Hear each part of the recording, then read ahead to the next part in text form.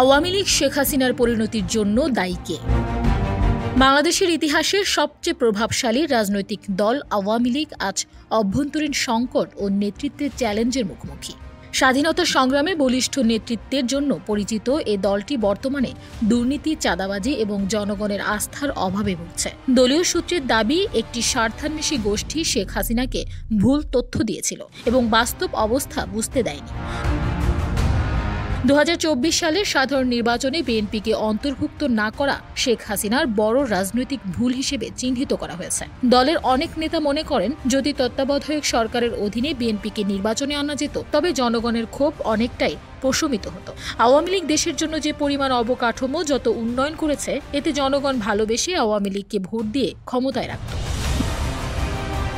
বাংলাদেশের অবকাঠামোগত উন্নয়নে আওয়ামী লীগ সরকারের ভূমিকা অনস্বীকার্য। শেখ হাসিনার নেতৃত্বে পদ্মা সেতু, মেট্রো রেল, এক্সপ্রেসওয়ে, রূপপুর পারমাণবিক বিদ্যুৎ কেন্দ্র এবং আরও বহু মেগা প্রকল্প বাস্তবায়িত হয়েছে। এসব প্রকল্প দেশের অর্থনৈতিক প্রবৃদ্ধি ও গঠনমূলক উন্নয়নে গুরুত্বপূর্ণ ভূমিকা রেখেছে। তবুও এই উন্নয়ন জনগণের আস্থা ধরে রাখতে যথেষ্ট হয়নি। রাজনৈতিক বিশ্লেষকদের মতে, শেখ হাসিনা সরকারের বিরুদ্ধে দুর্নীতি, ক্ষমতার অপব্যবহার এবং দমন পীড়নের অভিযোগগুলো জনগণের অসন্তোষ বাড়িয়েছে।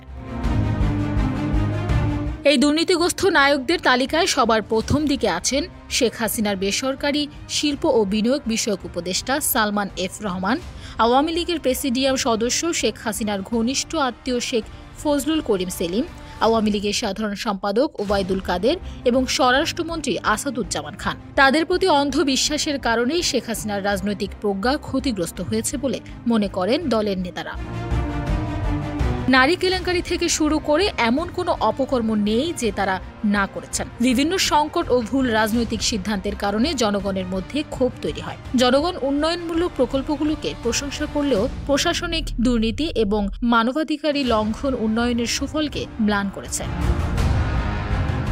অবশেষে 5 আগস্ট জনগণের ক্রমবর্ধমান অসন্তোষ এবং আন্তর্জাতিক চাপের মুখে শেখ হাসিনা বাধ্য হয়ে দেশ ত্যাগ করেন। দলের অভ্যন্তরীণ অস্থিরতা এবং বিএনপিকে নির্বাচনে অন্তর্ভুক্ত না করার সিদ্ধান্ত তাকে রাজনৈতিকভাবে আরও দুর্বল করে তোলে। এটি বাংলাদেশের রাজনীতিতে এক গুরুত্বপূর্ণ মাইলফলক, যেখানে উন্নয়ন এবং জনগণের আস্থার মধ্যে ভারসাম্যহীনতা নেত্রীর পদত্যাগ এবং দলীয় সংকট সৃষ্টি করে। 5 আগস্ট শেখ হাসিনা তার বোন শেখ রেহেনাকে নিয়ে দেশ ছেড়ে ভারতে চলে যান। তার ছেলে সজীব ওয়াজেদ যুক্তরাষ্ট্রে এবং মেয়ে সাইমা ওয়াজেদ ভারতে অবস্থান করছেন। এছাড়া ছাত্র আন্দোলন, পুলিশের কঠোর আচরণ এবং দলের অভ্যন্তরীণ দ্বন্দ্ব আওয়ামী লীগের জনগণের আস্থা নষ্ট করেছে। কিছু নেতা শেখ হাসিনাকে জুলাইয়ের শুরুতে ছাত্র বিক্ষোভকারীদের সঙ্গে আলোচনায় বসার আহ্বান জানান, তবে তা প্রত্যাখ্যান করেন তিনি।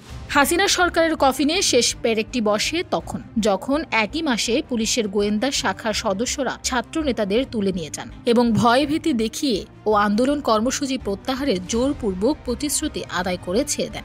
এ কৌশল হিতে বিপরীত হয়ে দাঁড়ায়। কর্মসূচি প্রত্যাহারে কিভাবে জোরপূর্বক প্রতিশ্রুতি আদায় করা হয়েছে, ছাত্র নেতারা সেই বিষয় জনসম্মুখে প্রকাশ করে দেন। এটি পরপর কিছু ঘটনার সূত্রপাত ঘটায় এবং শেখ হাসিনা দেশ ছাড়তে বাধ্য হন।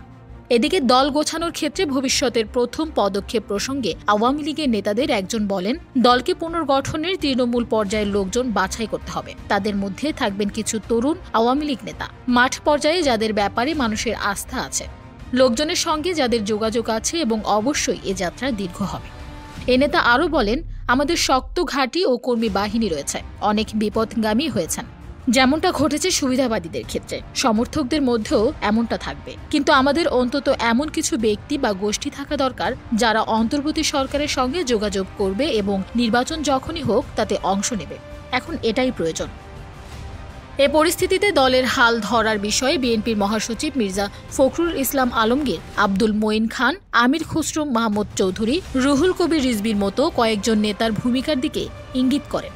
তিনি বলেন, খালেদা জিয়ার কারাগারে থাকাকালে ও তারেক রহমান বিদেশে অবস্থানকালে বিএনপির দুর্গ সামলেছেন তারা। দলের অভ্যন্তরীণ পুনর্গঠন এবং নতুন নেতৃত্ব তৈরির কথা বলেছেন নেতারা। জনগণের আস্থা পুনরুদ্ধার এবং তৃণমূল পর্যায়ে সংগঠন পুনর্গঠনই এখন দলটির জন্য প্রধান চ্যালেঞ্জ। আওয়ামী লীগের নেতারা বিশ্বাস করেন, সময়ের সঙ্গে তারা ঘুরে দাঁড়ানোর সক্ষমতা রাখে, তবে এর জন্য দরকার সঠিক নেতৃত্ব, পরিকল্পনা এবং জনগণের আস্থা পুনরুদ্ধার। অনেক নেতার মতে শেখ হাসিনার পরিবার ও তার উত্তরসূরিদের এই মুহূর্তে প্রকাশ্যে বেশি বক্তব্য না দেওয়াই শ্রেয়। কারণ জনগণের মধ্যে এখনও বিরোধী মনোভাব প্রবল।